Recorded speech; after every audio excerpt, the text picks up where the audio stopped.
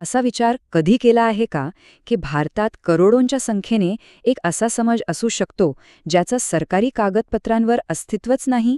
हो, अगदी बरोबर. अक्षरशः अदृश्य. चला, आज आपण याच अदृश्य समुदायांबद्दल आणि त्यांच्या ओळखीसाठीच्या लढ्याबद्दल जाणून घेऊया. हा आकडा आहे तब्बल 14 कोटी. हो, 14 कोटी. ही आहे त्या अदृश्य लोकसंख्येची अंदाजित संख्या.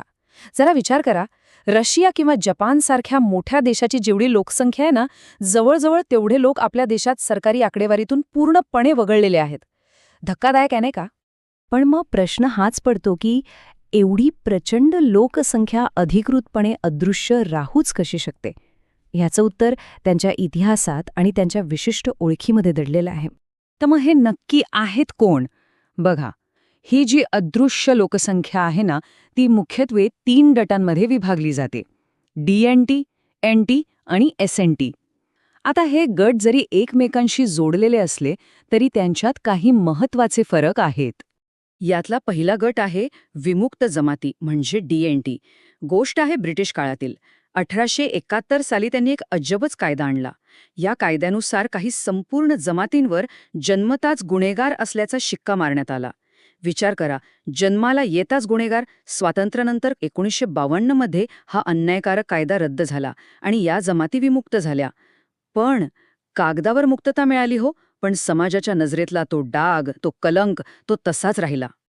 आता दुसरा गट, तो आहे भटक्या जमाती म्हणजे NT. नावावरूनच कल्पना येते नाही का? हे लोक आपल्या पोटापाण्यासाठी एका ठिकाणाहून दुसऱ्या ठिकाणी सतत फिरत असतात. त्यांची जीवनशैलीच भटकंतीची आहे. त्यामुळे ते कुठे एका जागी स्थायिक नसतात आणि म्हणूनच सरकारी नोंदींमध्ये त्यांची मोजणी करणं हे जवळजवळ अशक्य होऊन बसतं. आणि मग येतो तिसरा गट, अर्धभटक्या जमाती म्हणजे SNT. हे लोक म्हणजे ना भटक्या आणि स्थायिक जीवनशैलीचा एक प्रकारे मेळ घालतात. म्हणजे कसं, तर वर्षाचे काही महिने ते कामासाठी फिरतात आणि उरलेला वेळ एका ठरलेल्या ठिकाणी आपल्या घरी परत येतात. तर हे DNT, NT आणि SNT या तिन्ही गटांना मिळूनच भारताची ही अदृश्य लोकसंख्या तयार होते. पण हे लोक अदृश्य का झाले? त्यांच्या वाट्याला ही उपेक्षा का आली? याची मुळं खूप खोलवर, थेट ब्रिटिश राजवटीच्या धोरणांमध्ये दडलेली आहेत. त्यांच्यावर जो गुन्हेगारीचा शिक्का लावला गेला ना, तोच त्यांच्या आजच्या दुरावस्थेचं मूळ कारण आहे. ही अन्यायाची कहाणी सुरू झाली 1871 मध्ये. ब्रिटिशांनी आणला क्रिमिनल ट्राईब्स ॲक्ट. पुढे देशाला स्वातंत्र्य मिळालं आणि 1952 साली हा काळा कायदा रद्दही झाला. या जमाती विमुक्त झाल्या. पण कायद्याने तर त्यांना मुक्त केलं, पण समाज आणि प्रशासन यांच्या दृष्टिकोनात फारसा बदल झाला नाही. त्यामुळे त्यांची उपेक्षा आजही तशीच सुरू आहे. त्या ऐतिहासिक अन्यायाचा परिणाम काय झाला? तर आजच्या काळात तो थेट प्रशासकीय गोंधळ आणि सामाजिक बहिष्काराच्या रूपात आपल्यासमोर उभा आहे. त्यांची कुठे मोजणीच होत नाही. त्यामुळे साहजिकच विकासाच्या मुख्य प्रवाहातून हे लोक आपोआप बाहेर फेकले जातात. हा प्रशासकीय गोंधळ म्हणजे एक चक्रव्यूहच आहे खरं तर. एक उदाहरण घेऊया. समजा क्ष नावाचा एक समुदाय आहे. तो एका राज्यात अनुसूचित जाती म्हणजे SC म्हणून गणला जातो. तोच समुदाय दुसऱ्या राज्यात इतर मागासवर्गीय म्हणजे OBC असतो आणि तिसऱ्या राज्यात तर तो कोणत्याच यादीत नसतो. आता सांगा, अशा परिस्थितीत देश पातळीवर त्यांची मोजणी कशी होणार? याच गोंधळामुळे देश पातळीवरील आकडेवारीतून हे समुदाय अक्षरशः गायब होतात. आणि या कागदोपत्री गोंधळाची एक फार मोठी मानवी किंमत या लोकांना चुकवावी लागतेय. कारण त्यांची मोजणीच नाही, म्हणून सरकारी योजनांचा लाभ नाही, मुलांसाठी शिक्षणाच्या संधी नाहीत, घरकुलाच्या योजना नाहीत, आरोग्य सुविधा नाहीत, काहीच नाही. आणि इतकंच नाही तर राजकीय प्रतिनिधित्वाचा तर प्रश्नच येत नाही. त्यांचं अस्तित्वच जणू नाकारलं गेलंय. बरं, मग ह्या समस्येवर काही तोडगा आहे का?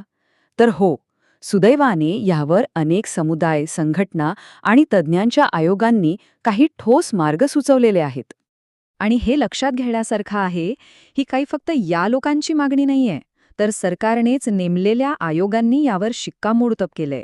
उदाहरणार्थ, इदाते आयोगाने अशा जवळपास 1200 समुदायांना शोधून काढलंय आणि स्पष्ट शब्दांत शिफारस केलीय की पुढच्या जनगणनेत यांची वेगळी स्वतंत्र मोजणी व्हायलाच हवी. तर मग त्यांच्या नेमक्या मागण्या आहेत तरी काय? सगळ्यात पहिली आणि महत्त्वाची मागणी की पुढच्या जनगणनेत DNT, NT, SNTसाठी एक वेगळा रकाना, एक वेगळा कॉलम असावा. दुसरी मागणी की त्यांना SC, ST किंवा OBCच्या पलीकडे एक स्वतंत्र, स्पष्ट अशी घटनात्मक ओळख मिळावी. आणि तिसरी मागणी, ती म्हणजे यांची व्यवस्थित गणना व्हावी, जेणेकरून पहिल्यांदाच संपूर्ण देशाचा एक अचूक डेटा आपल्या समोर येईल. आता आपण या सगळ्या चर्चेच्या शेवटच्या आणि सगळ्यात महत्त्वाच्या टप्प्यावर आलो आहोत. सगळी माहिती समोर आहे, तज्ज्ञांच्या शिफारसी आहेत, मग अडते कुठे? सगळे रिपोर्ट तयार आहेत, लोकसंख्येचा अंदाज आहे, मागण्या काय आहेत हेही स्पष्ट आहे.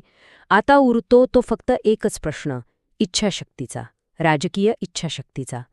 खरा सवाल हाच आहे की या 14 कोटी लोकांना त्यांची ओळख, त्यांचं अस्तित्व परत मिळवून देण्याचा निर्णय कधी आणि कसा घेतला जाईल.